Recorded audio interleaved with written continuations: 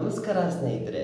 ನಾವು ಬೆಳಗ್ಗೆ ಬೇಗನೆ ಎದ್ದು ಸ್ನಾನ ಮಾಡೋದ್ರಿಂದ ನಮ್ಗೇನೇನು ಲಾಭಗಳಂತೀರಾ? ಬನ್ನಿ ನೋಡೋಣ.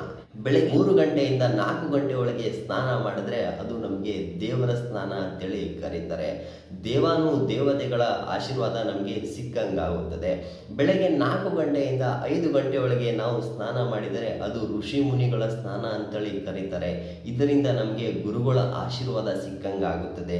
ಬೆಳಗ್ಗೆ 5 ಗಂಟೆಯಿಂದ 6 ಗಂಟೆ ಒಳಗೆ ನಾವು ಸ್ನಾನ ಮಾಡಿದರೆ ಅದು ದೇವಿ ಸ್ನಾನ ಅಂತೇಳಿ ಕರೀತಾರೆ. ಇದರಿಂದ ನಮಗೆ ಲಕ್ಷ್ಮೀ ಕುಬೇರನ ಆಶೀರ್ವಾದ ಸಿಕ್ಕಂಗಾಗುತ್ತದೆ. ಬೆಳಗ್ಗೆ 6 ಗಂಟೆಯಿಂದ 8 ಗಂಟೆ ಒಳಗೆ ಸ್ನಾನ ಮಾಡಿದರೆ ಮನುಷ್ಯರ ಸ್ನಾನ ಅಂತೇಳಿ ಕರೀತಾರೆ.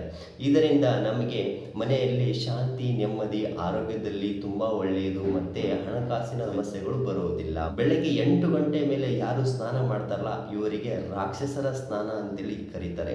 ಇದರಿಂದ ಮನೆಯಲ್ಲಿ ತುಂಬಾ ಕಿರುಕುಳ ಆಗ್ತಿರತ್ತೆ, ತೊಂದರೆ ಆಗ್ತಿರತ್ತೆ, ನೆಮ್ಮದಿ ಇರೋದಿಲ್ಲ, ಹಣದ ಕೊರತೆ ಆಗ್ತಿರತ್ತೆ, ಅನಾರೋಗ್ಯದಿಂದ ಬರಳುತ್ತಿರ್ತಾರೆ. ಸೊ ಈ ತರ ಸಮಸ್ಯೆಗಳು ಆಗ್ತಿರ್ತವೆ. ನೋಡಿ ಸ್ನೇಹಿತರೆ, ನಿಮಗೆ ಯಾವದಲ್ಲಿ ನೀವು ಸ್ನಾನ ಮಾಡಬೇಕು ಅಂತೇಳಿ ನೀವು ಯೋಚನೆ ಮಾಡಿಬಿಟ್ಟು ಮಾಡಿ, ನಿಮಗೆ ಅದರ ಒಂದು ಲಾಭವನ್ನು ಪಡೆದುಕೊಳ್ಳಿ. ಇದೇ ತರ ಹೆಚ್ಚಿನ ಮಾಹಿತಿಗಾಗಿ ನನ್ನ ಚಾನಲ್ ಅನ್ನು ಸಬ್ಸ್ಕ್ರೈಬ್ ಮಾಡ್ಕೊಳ್ಳೋದನ್ನ ಮರಿಬೇಡಿ. ಮತ್ತೆ ಸಿಗೋಣ. ಜೈ ಹಿಂದ್.